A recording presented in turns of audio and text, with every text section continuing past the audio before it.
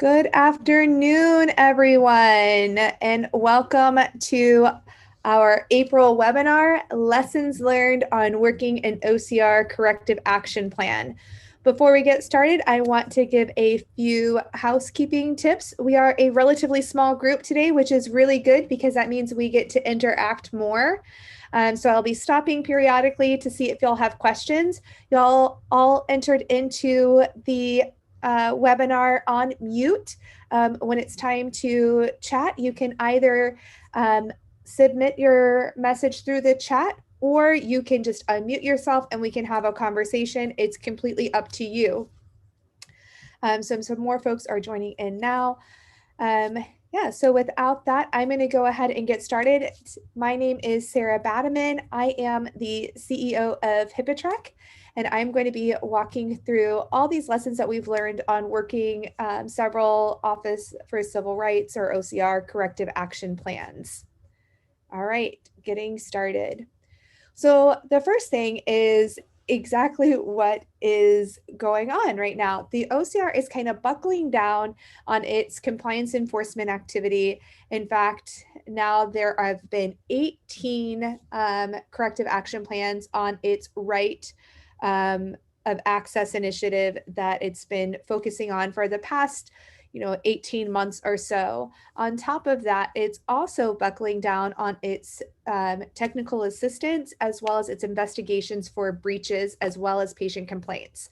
So we've seen a very active OCR over the past year and a half or so, which means we need to put everything together in order to be able to avoid receiving a corrective action plan from the OCR. And then what do we need to do if we actually get a corrective action plan on how we can actually work it? So the OCR has made it very clear that they believe that medical privacy is a civil right, right? So the OCR is the Office for Civil Rights. It makes sense that they believe that medical privacy is a civil right, and they are actually really sorry, I'm like pausing as I'm letting people in, as they're really focusing in on this patient right of access initiative, right? They're pointing out to us that HIPAA is more than a regulation that is designed to protect information. It's about protecting right of access to this information, right? It's why we have the new information blocking regulations under the Cures Act. It's also why the OCR is really ensuring that we pay attention to patient requests to access their own records, and that we take that seriously.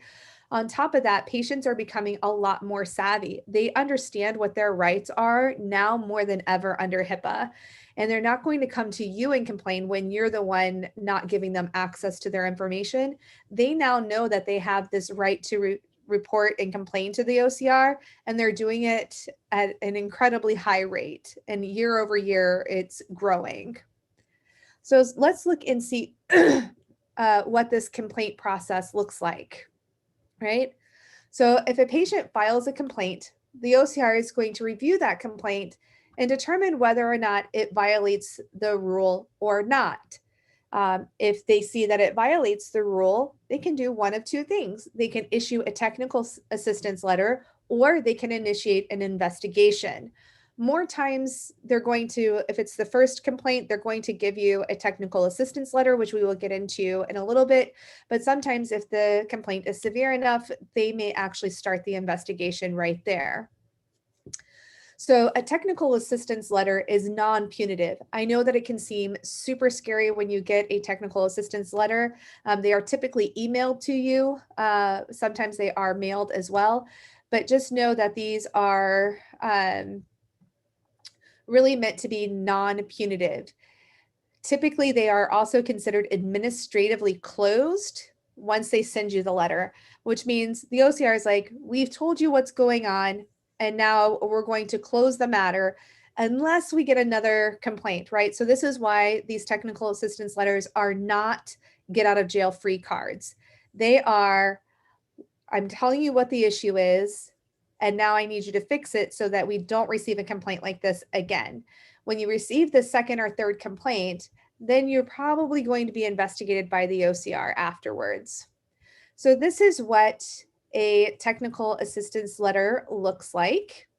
right? So this is an actual letter from one of our clients. It tells you exactly what happened, right? On the first page, it kind of spells out everything. If the patient identifies themselves or the person making the complaint, that will be listed here on the first page. And then the second page is all of your reasonable safeguards that the OCR thinks that you need to address, right? So these technical assistance letters are really meant to help guide you and help give you the information you need to help ensure a breach or another complaint like this does not happen again, right? So it's up to you to review all the information in the technical assistance letter and adopt it as appropriate. So this particular technical assistance letter was regarding a mobile COVID-19 testing area where a patient complained saying that it was not sufficiently private. And so this is also really important for us to realize because if you remember, the OCR issued an enforcement discretion saying that we could do these drive-through semi-public COVID-19 testings. Yet when a patient complained, the OCR still responded and sent out a technical assistance letter stating everything that this particular hospital needed to do in order to address the patient concern. So there's that. So what do you do when you receive a technical assistance letter? It can be very tempting to ignore it. And it can be very tempting to ignore it because the OCR states that it's administratively closed, right? So you're like, I don't need to do anything. However, if you receive that second complaint or third complaint, the OCR will more than likely start an investigation on you. So you want to make sure that you're implementing these reasonable safeguards and that you're staying focused and on target, right? So don't let this be an onion where you're just peeling back multiple different layers of stuff that you're trying to fix. When you're looking at the technical assistance and the complaint that was issued, focus on that, and then you can move and focus on other issues that you may discover through that process. But staying focused will help you ensure that you're really addressing the issue that the OCR brought to your attention. If you have any questions, contact the OCR or your consultant or your attorney. But the OCR wants to work with you. They freely give you their phone number and email address on the bottom of every technical assistance letter. It is right there for you to actually be able to contact them. They want you to be successful. They don't want to penalize you through the technical assistance process. It's why it's called technical assistance, is because they want to assist. So take advantage of that. If the patient is identified in the letter, you should reach out and thank them and explain to them how you corrected their concern. I know you're thinking like, oh my gosh, why would I call and thank a patient for complaining to me to the government? Well, because they actually helped you to make corrections and steps forward in ensuring you are compliant. And they, by only receiving a technical assistance letter, they may have saved you from a future breach or privacy investigation that could have cost you hundreds of thousands or millions of dollars. So you should thank them for filing this complaint and bringing it to your attention. It also builds goodwill with you and that patient so that if they have a future complaint, they are likely to come to you first rather than just go straight to the OCR, because now you are on the OCR's radar. Once you receive a technical assistance letter, the OCR will pay attention if another complaint comes through about your organization. They'll be like, oh yes, I remember they had this issue previously, which can increase your chances of an investigation. So what happens if you ignore this technical assistance letter? More than likely, nothing. Nothing will happen unless another complaint is filed. Then you will probably be investigated for that complaint again, which could lead to a settlement and a corrective action plan. And most settlements do come with civil monetary fines, which we all want to avoid because we want to make sure all of our capital is going towards patient care and supporting patient care and not going for paying regulatory fines. So even though you can probably ignore this technical assistance letter and still move forward, it's a really good idea to not do so. All right, so before we move on to the breach process, are there any questions on the complaint process or what a technical assistance letter is?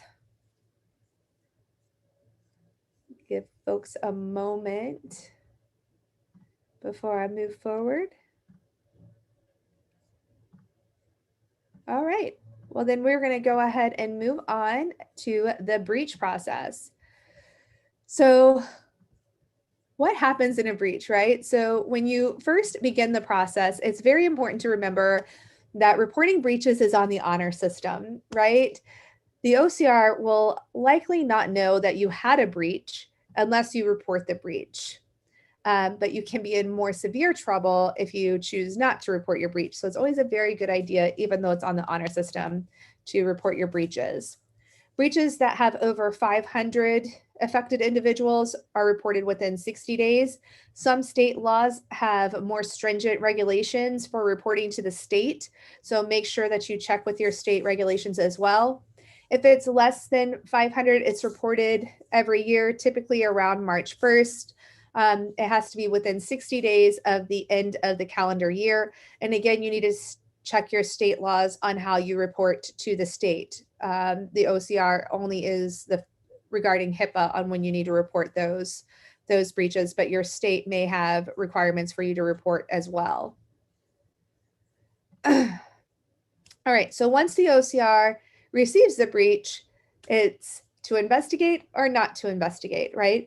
Most likely your large breaches will be investigated, and it can take years from the time you report the breach to the time that the investigation starts happening, right? But once you go down the road and you receive an investigation request, they're going to ask for this evidence, right? They're going to ask for evidence of your compliance, meaning policies and procedures, as well as your security risk assessment and implementation of your policies, training, and so forth. So everything to do with your compliance program, they're going to ask for evidence on that.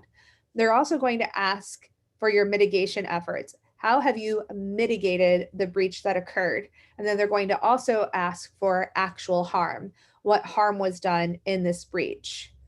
And that's all stuff that they're going to ask for when they start the investigation process.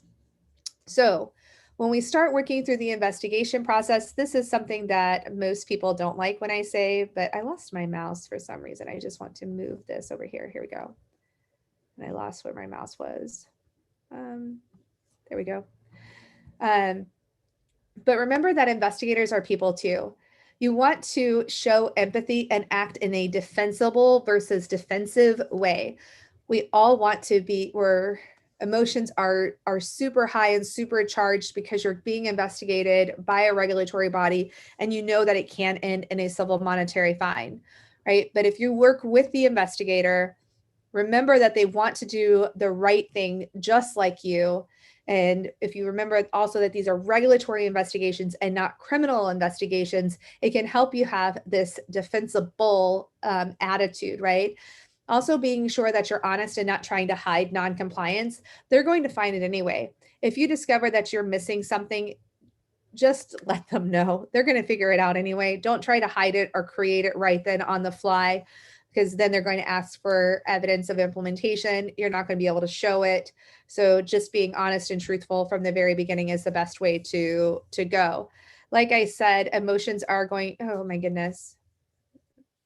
Emotions are going to be really high. Try not to let them get in your way. Defensiveness sometimes comes off as, no, I don't know what's going on here with my computer. It's acting up. Defensiveness comes off as uncooperative, right? So make sure that you're being very, I don't know what happened to my mouse. I need to be able to move these things off the way. Hold on just a moment, you guys. I need to see what's going on with my disappearing mouse here because I can't seem to close stuff. All right. I'm going to try this again, maybe. But I don't know where my mouse went.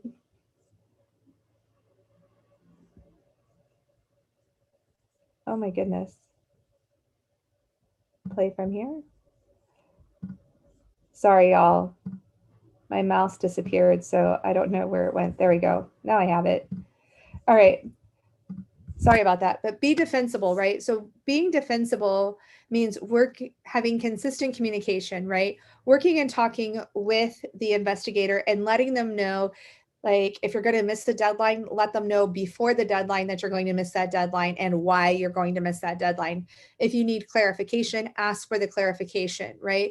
So working with them with consistent communication is the best thing to do, right? Contact the investigator anytime you need clarifications. And sometimes even when you think you know, it's a good like habit to ask them for clarification anyway, because you want to make sure that you're sending them what they need and only what they need, right? Send the information in a timely manner and always be kind and respectful, never rude or curt. All right, so when we're submitting the data to the investigator, work the checklist. So they will send you a list of things that needs to be given over to them. It's more than likely to be the copy of your last security risk analysis, your policies and procedures, notice of privacy practices, training records, and any other evidence that they ask about depending upon the type of breach that y'all have. So make sure that you're reviewing all the information before you send it to them. Don't just get the copy and send it over. Look through everything, and also expect the unexpected, because as they start to look through the information, they're going to find gaps and holes, and they're going to ask you for additional information. So just be prepared for that.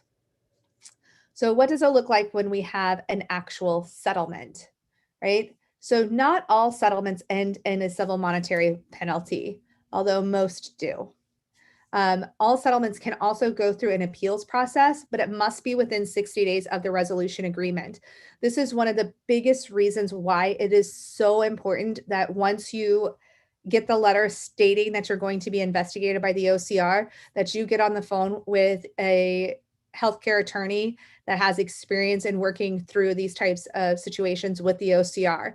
It is very, very important because you want a healthcare attorney that understands HIPAA, because they will be the ones that know that this is what can happen, right?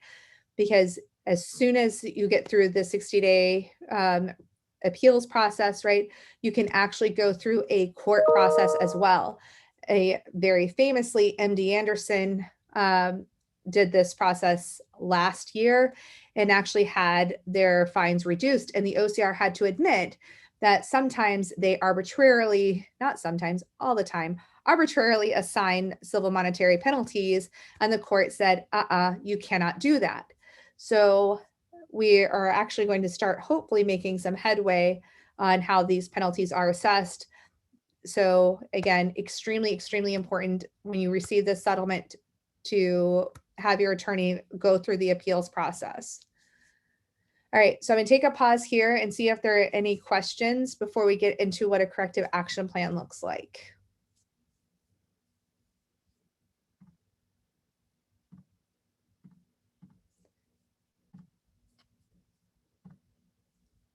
No questions? Perfect. All right, so the OCR wants to work with you again once you've gone through the investigation and settlement process. You have your corrective action plan, and now it's time to work it. So the corrective action plans, they're more like technical assistance on steroids, right? So you're going to have a plan that now you are required to implement, not like a technical assistance letter where it's, here are the suggestions, here's what you're going to have to do.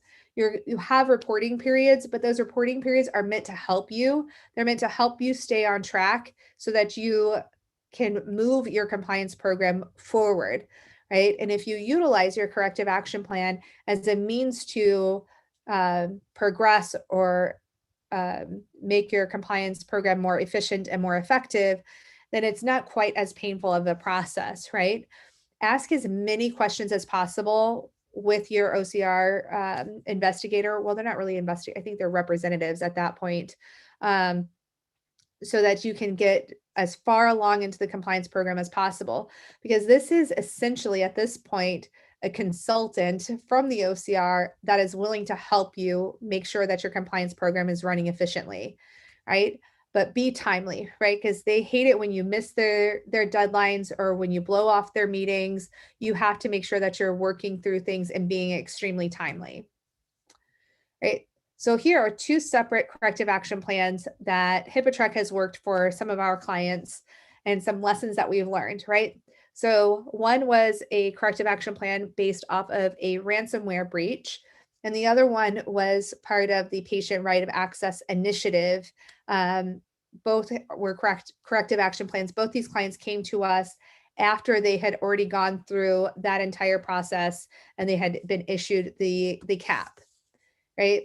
So when we were working through the hospital with the ransomware breach, we learned that the OCR really wants to help prevent a future breach, just like you, right? They were really driven home on that. So they kept asking for things like phishing simulation and employee training. They were really focused in on those security side of things, right? So even though when you read the cap for this particular hospital, it was really focused more on administrative type functions like updating policies, and it did have training and it did have more efficient security risk analyses mentioned. But when we were actually on these calls with the OCR, they were having us like look into phishing simulation and really focusing in on the actual cause of that breach and what we could do to avoid a breach like that in the future. This particular hospital had quite a bit of red tape that caused some delays that actually ended up frustrating the OCR and caused extended reporting periods, which didn't go over very well with the OCR. So this hospital's board wanted to approve everything that went to the OCR, and they also wanted to be on every single call with the OCR. Well, what ended up happening was the red tape, right? The approving of everything before we sent it over to the OCR when we had 30 days between each meeting, and the board only met once a month, was quite frustrating, right? We would sometimes miss those deadlines. We wouldn't get the information to the OCR quick enough. And we actually ended up working with a very frustrated OCR representative, which meant that he wasn't so willing to give us all that extra attention that he was giving to us at the beginning. So the biggest lesson that we learned here is to try to remove all of those unnecessary steps, right? It is important to have information approved before it is sent to the OCR, but it doesn't really need to be the entire board of directors. Can you have some other senior manager approve that? And does the entire board really need to be on the calls with the OCR? Some things that we could actually help to cut out. We also learned that a cooperative attitude goes a long way.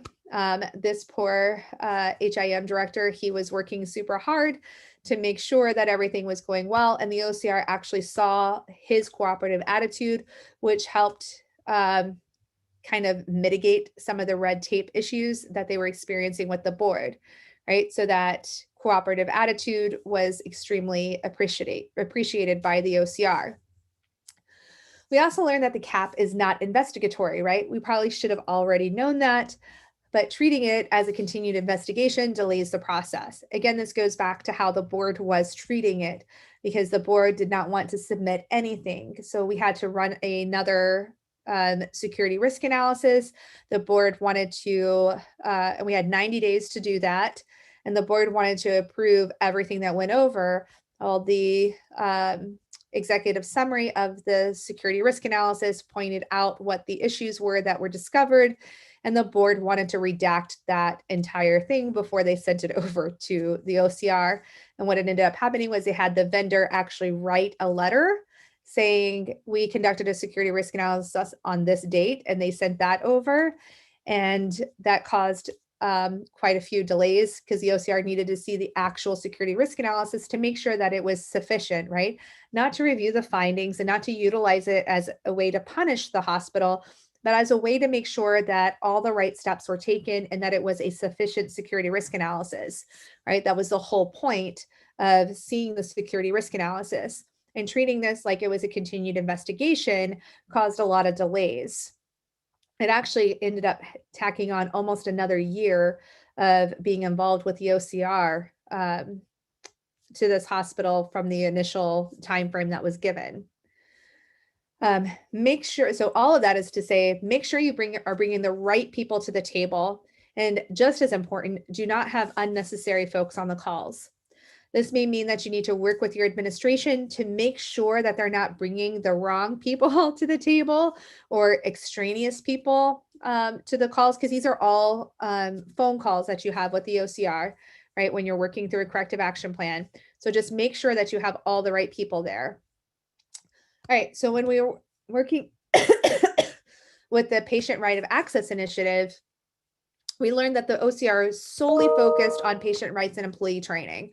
That was their only focus. They did not ask to, like during the corrective action plan process, they did not ask for additional security risk analysis or privacy gap assessments, right? They didn't ask for anything else. All they were focusing on was, where is your patient bill of rights? So we created a bill of rights, and we had that put onto a poster that the practice then printed and put into their lobby. We also ended up creating a lot of other posters and cheat sheets for the OCR. The OCR was really, really focused on helping us get those posters and cheat sheets out to make sure that patients or that the person involved with the medical records had easy access to how to grant access to a patient's record, what is allowed and what isn't allowed, how to charge for that request, as well as how to process a request for amendment. We created posters and cheat sheets for all of that, and the OCR actually loved those. The OCR wants evidence that you have implemented all of the safeguards. And so again, as we were posting up those posters and cheat sheets, we actually took photos and sent those to the OCR as evidence, because they really want the evidence that this has all been done, right? It's not enough to say, okay, here's the poster that we will put up in the practice. The OCR wants to say, I want to see it. And so they were really focused on that implementation piece of it. The representative from the OCR was also very, very clear when he was saying policies around the patient rights, not just issues on the complaint, will be looked at closely. So it was everything, not just access to the records, but anything to do with patient rights was investigated closely. He also made it clear that policies should not be recitations of the regulations. They should be things that you can actually implement and track the implementation for, right? They are supposed to be guidance for you, not just recitations of the regulations. Although checklists can be helpful in your compliance program, the OCR was also very clear that your compliance program should not be a series of checklists. We also learned that sending information before the deadline is a great way to move things along very quickly.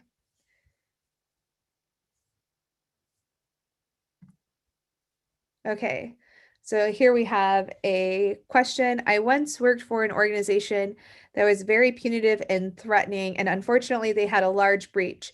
The instruction was given to employees not to report the breach. Is there a way to report anonymously? And if so, when is it too late to report? There is a way to report anonymously, and there are whistleblower protections in place.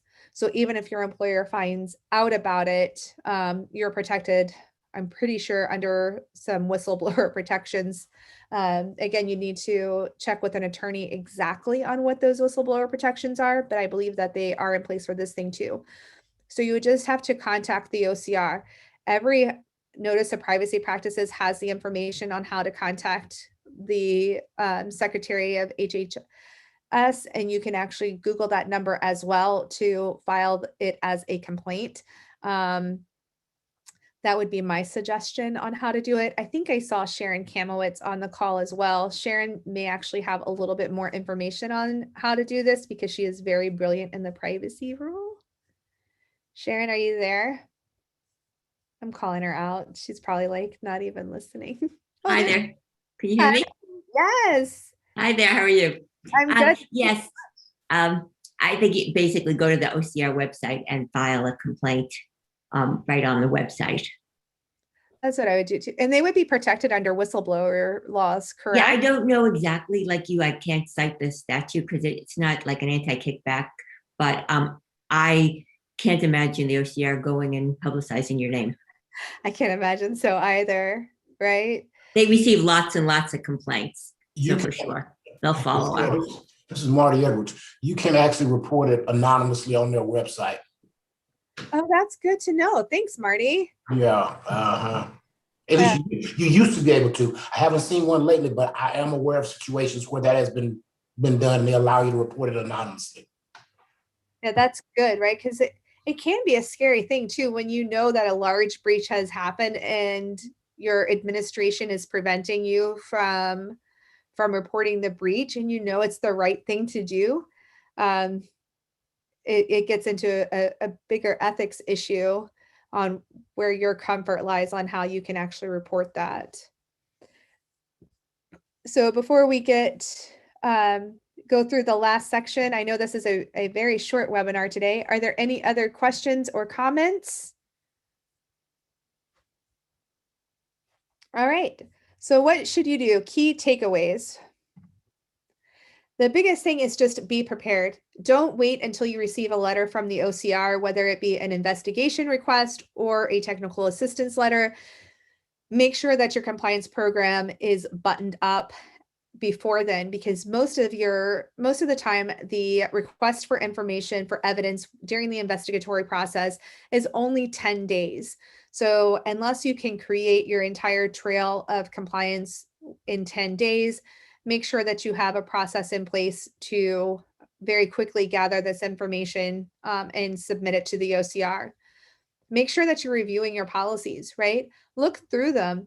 I don't know how many times when we see policies, it still says insert name here because you purchased templates and forgot to put in your organization's name, which means those policies have not been customized to you. If you submit something like that to the OCR, I'm going to tell you right now, they're not going to be happy with that. So make sure that you're reviewing your policies. Make sure that if you did purchase templates, that they have been customized to you. If you wrote your policies yourself, make sure that they are still relevant, right? We've had a lot of things happen, especially over the past, 14, 15 months. So make sure that your policies are still relevant to how you're doing things. Review or conduct your security risk analysis, right? So make sure that it's been done and done properly and not something just to make you feel good or to check off the box for MIPS. Conduct a thorough security risk analysis. Also, make sure you are training your employees, right? Train your employees on more than just a HIPAA 101, more than just best security practices. Train them on what your policies and procedures are and what they need to do to help ensure you don't have a breach or that you don't have a patient complaint.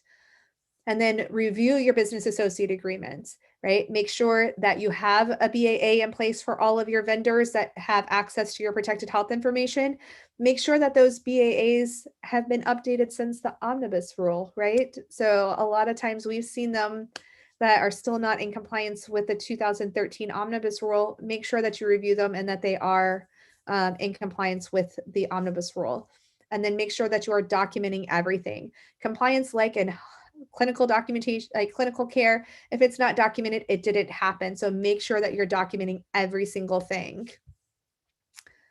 All right. It should move forward, but again, my mouse is acting weird. I don't know what's going on with my mouse. There we go. So what is the OCR looking for? Again, they are looking for something. They are looking for policies that are more than just recitations of the policy of the regulation. Compliance is not an exercise in box checking.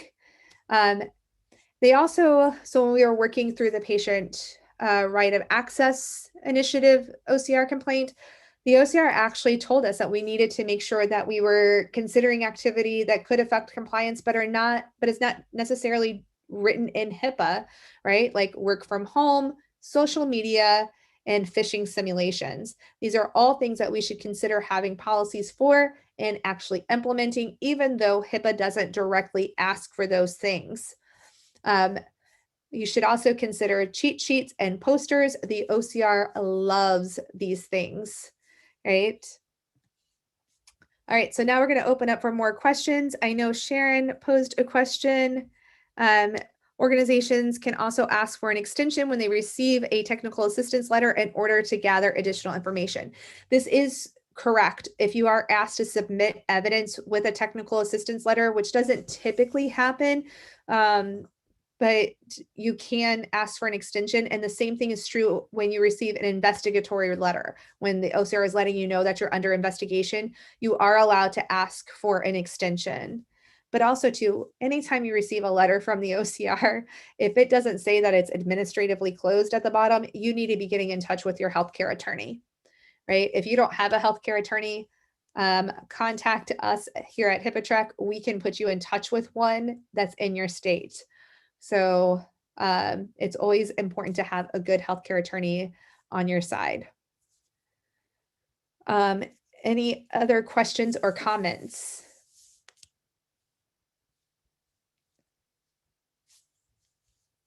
Looks like I promised a 30-minute webinar and we got a 30-minute webinar. All right, perfect.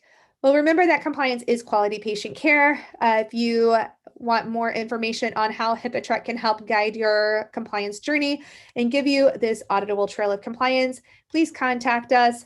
There's my contact information. You can also contact Jane at jane@hippotrack.com utilizing the same phone number. Thank y'all so much. I hope you have a lovely rest of your Tuesday.